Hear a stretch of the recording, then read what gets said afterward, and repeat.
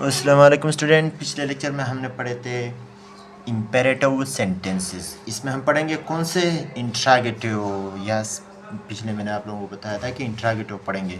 तो इसमें हम इंट्रागेटिव पढ़ेंगे। इंट्रागेटिव में दो किस्म के होते हैं, एक होते जो WH वाले होते हैं और एक हेल्पिंग वर्ब वाले होते हैं।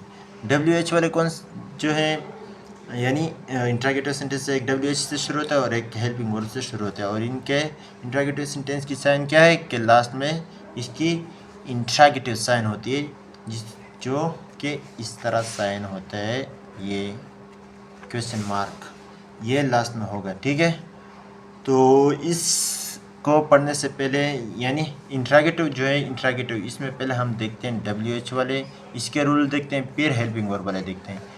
WH वाले जो है, इसके रूल्स है। रूल नंबर 1 क्या है, क्या जब भी आप इन्वर्टेड कॉमा को हटाओगे, कुछ भी नहीं ऐड करोगे। जैसा कि हम पिछले किसी में दैट ऐड कर देते हैं और इम्पेरेटिव में हम टू ऐड कर देते हैं, तो वो दैट और टू कोई एडिशन नहीं करोगे। ठीक है, no addition of words in the place of inverted comma. ठीक है, और रूल नंबर 2 क्या है कि यहाँ पे सेट जो है वो आप चेंज करोगे, या आस्क में, या इंटरोगेटेड में, या वांटेड टू नो, या इंक्वायर्ड ऑफ में। ठीक है, ये 4 वर्ड जो है इसमें चेंज करोगे। ज़्यादातर आ जाता, लेकिन कभी कभी आप लोगों के लिए शायद ऐसे भी वर्ड्स आ जाएं फिक्र में कि इंटरोगेटेड लिखा हो, या वांटेड टू नो लिखा हो, या इंक्वायर्ड ऑफ लिखा हो, तो आप लोगों ने घबराना नहीं है, किसी चीज़ से भी नहीं घबराना। ठीक है, तो वहाँ पे अगर ये दिया हो फिर भी सही है। अब रूल नंबर 3 क्या है कि आप जब सेंटेंस को चेंज करोगे डायरेक्ट से इनडायरेक्ट में, तो ये वेरी वेरी इंपॉर्टेंट पॉइंट भी है, बहुत ही इंपॉर्टेंट है, ये इसको याद रखना। ये आपको डायरेक्ट और इनडायरेक्ट के, और डायरेक्ट इनडायरेक्ट और एक्टिव स्पेसिफाइज के दरमियान फ़र्क भी बताते हैं।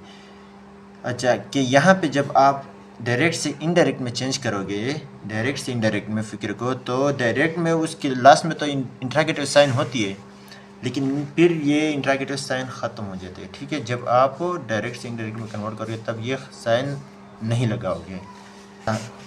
अब हम इस पे एग्जांपल करते हैं। एग्जांपल नंबर 1 क्या है कि I said to him when do you get up. तो यहाँ पे पहले सेड टू को आस्क में कन्वर्ट किया, ठीक है, फिर हिम लगाया, फिर नो डेट की एडिशन, कोई एडिशन नहीं हुई, यहाँ पे हुई है, नहीं हुई, शाबाश। तो यहाँ पे कोई डेट की एडिशन नहीं हुई तो व्हेन लगा, और कोई डेट की हमने एडिशन नहीं की। फिर ये ही जो है ना, यहाँ पे देखो हेल्पिंग वर्ब जो था, हेल्पिंग वर्ब, उसके बाद यहाँ पे ये आया हुआ था, ये प्रोनोन। लेकिन यहाँ पे अब पास्ट इंडिफिनिट में तो कोई हेल्पिंग वर्ब नहीं लगता, बस सिर्फ वो जो मेन वर्ब होता है वो सेकंड फॉर्म में चला जाता है। तो अगर हेल्पिंग वर्ब होता तो ये ही जो है, ये हेल्पिंग वर्ब से पहला आता और हेल्पिंग वर्ब इसके बाद आता हो। ठीक है, लेकिन ये दूसरे एग्जाम्पल में आप लोगों को समझ आ जाएगी। व्हेन ही गॉट अप, ये अच्छा, ये गार्ड क्यों लगी है, ये पास्ट इंडिफिनिट में कन्वर्ट हुआ, इस वजह से ये लग गया। एग्जाम्पल नंबर 2 में हम उसको देखते हैं कि किस तरह पहले सब वो आएगा प्रोनाउन, फिर वर्ब आएगा। ये देखते हैं। She said to me where are you going, जल्दी बता दे। सेड टू को किस में कन्वर्ट करेंगे, आस्क में, शाबाश। तो शी आस्क्ड मी। अब आगे क्या करेंगे, डेट कहाँ पे लगाएंगे, कहाँ पर भी नहीं, गुड, शाबाश हो गया। तो डेट की एडिशन नहीं करेंगे, वैसे सिर्फ ये वेयर जो इसकी फर्स्ट लेटर को हम छोटा कर लेंगे, वेयर।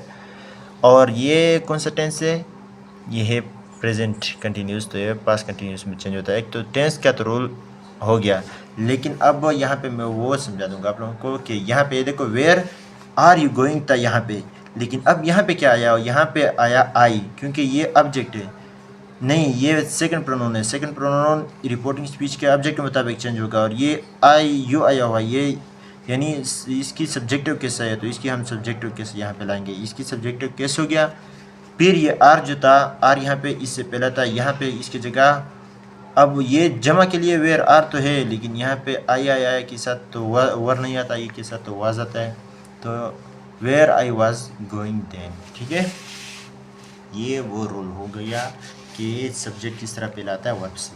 अब एग्जांपल नंबर 3 देखते हैं। ये 3 वही उसी तरह मैंने लिखा है, सिर्फ बस वही ऊपर वाला दोबारा लिखा है। छोटे 4 रोल नंबर, एग्जांपल नंबर 4 को देखते हैं। She said to me why were you weeping yesterday. इसको खुद पास करके ट्राई करें, अगर ना होता हो तो फिर देख लें, मैं खुद आप लोगों को बता दूंगा। ही आस्क्ड, सेड टू को आस्क में हमने कन्वर्ट किया, फिर मी लगाया, फिर उसके बाद वाई, डेट की कोई एडिशन नहीं हुई, फिर वर आया था, वाई वर यू, लेकिन यू तो इस आई के मुताबिक या मी के मुताबिक चेंज होगा, तो यहाँ पे आई आ गया। आई के बाद क्या लगेगा, ये कौन सी टेंस है, प्रेजेंट पास्ट कंटिन्यूस है, और पास्ट कंटिन्यूस किस में चेंज होता है, पास्ट परफेक्ट कंटिन्यूस में, शाबाश।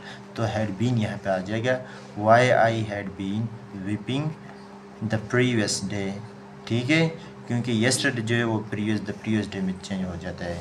तो why I had been weeping, ये गलती भी नहीं करना कि आप लोगों ने यहाँ पे हैड बीन की वो कंपाउंड वर्ब को ब्रेक करना, जिससे हम उसमें एक्टिव वॉइस पैसिव वॉइस में करते थे। कंपाउंड वर्ब जो है ये इकट्ठा लिखना है आपने। अच्छा, अब रूल्स हम देखते हैं इंट्रोगेटिव सेंटेंसेस जिसमें हेल्पिंग वर्ब आता है। उसके लिए पहला रूल जो है सिर्फ वो मुख्तलिफ है, ये दो रूल उस तरह हैं।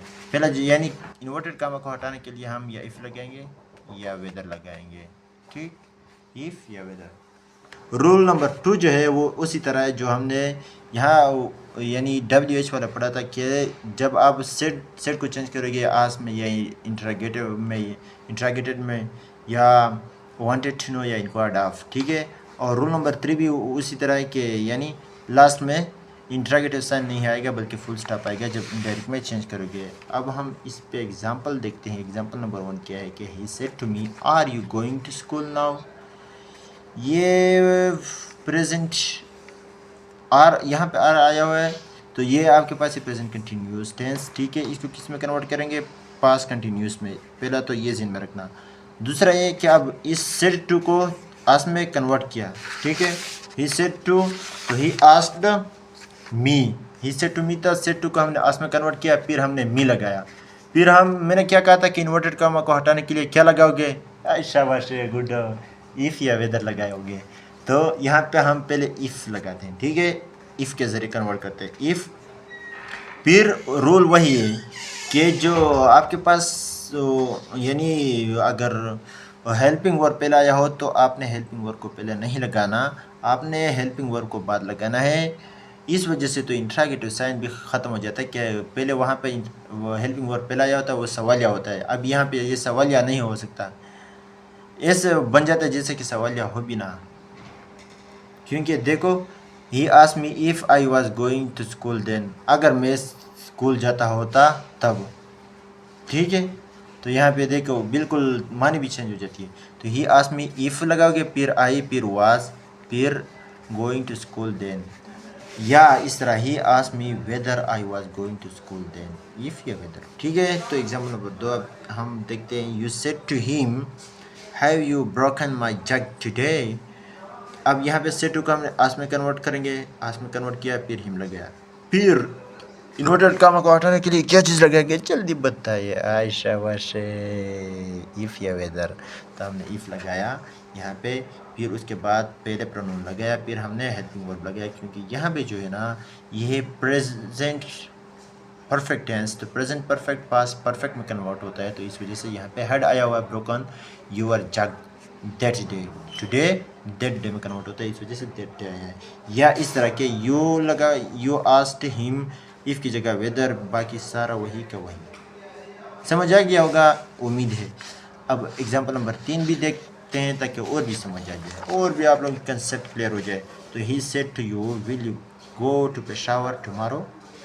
ही आस्क्ड, सेड टू को आस्क में कन्वर्ट किया, फिर यू लगाया, फिर इन्वर्टेड कामा को हटाने के लिए क्या चीज़ लगाएंगे, इफ़ या वेदर, इफ़ लगाया, फिर यू को पहले हमने लाया, क्योंकि यहाँ पे भी यू आया हुआ है, ये भी अब यानी सेकंड फॉर्म है प्रोनाउन की, सेकंड फॉर्म नहीं है बल्कि सेकंड प्रोनाउन है। सेकंड प्रोनाउन का हम वो इसके ऑब्जेक्ट के मुताबिक चेंज करेंगे, तो ऑब्जेक्ट भी वही यू आया हुआ है, तो इस वजह से यहाँ पे यू आया।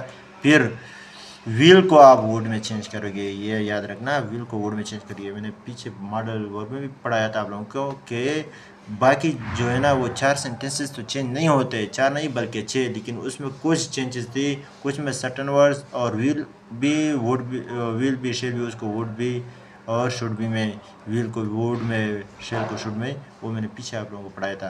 तो विल वुड में कन्वर्ट हुआ, फिर इसके बाद गो, क्योंकि इसके बाद वो मॉडल वर्ब के बाद सिंपल फॉर्म ऑफ वर्ब आता है, फर्स्ट फॉर्म ऑफ वर्ब आता है, तो इस वजह से गो आया, फिर टू पे शावर, टुमारो को द नेक्स्ट डे में कन्वर्ट किया, या फिर दूसरे तरीके से आप खुद चेंज करिए, मैं नहीं करवाता, ठीक है।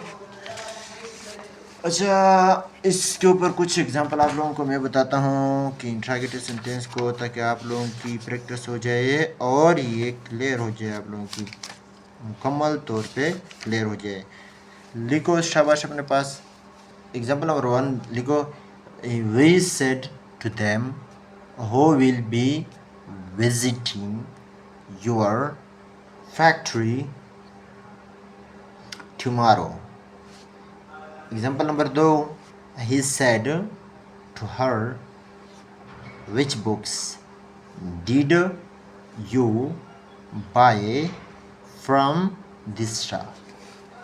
ये तो WH वाले हो गया। अब दूसरे देखते हैं, we said to her, did you beat our servant SERVANT servant yesterday? Example number 4, he said to you, will you go to the pictures tonight? उम्मीद है आप लोगों को समझ भी आया होगा, मज़ा भी आया होगा इस लेक्चर में। तो अगर आप लोगों को मज़ा आया है, पसंद आया हुआ है, तो शेयर करें दोस्तों के साथ भी, और इस चैनल को सब्सक्राइब करें, शेयर करें दोस्तों के साथ ये भी, ताकि दूसरे दोस्तों को भी फ़ायदा पहुंच जाए। मिलते हैं नेक्स्ट वीडियो के साथ, जिसमें हम पढ़ेंगे ऑब्जेक्टिव सेंटेंसेस, ठीक है। तब तक के लिए अल्लाह हाफिज़।